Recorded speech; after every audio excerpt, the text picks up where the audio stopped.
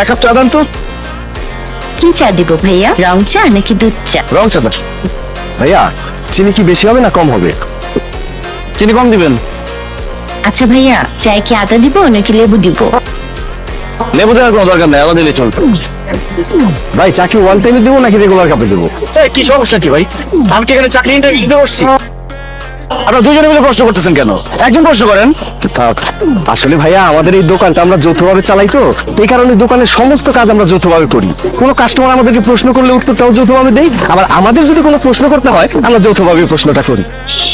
ওরে আল্লাহ রে, বাসায় যৌথ অ্যাকাউন্টের যন্ত্রণা, এই বাইরে আসলাম চা খাইতে, এইখানে যৌথ দোকানদারি, ধর সাদা চাই খাবো না। আরে ভাইয়া ভাইয়া, যাবেন না, আমাদের চা খেয়ে যান। আমাদের যৌথ দোকানের চা খুব মজা, একবার খেলে বারবার খেতে মন চায়।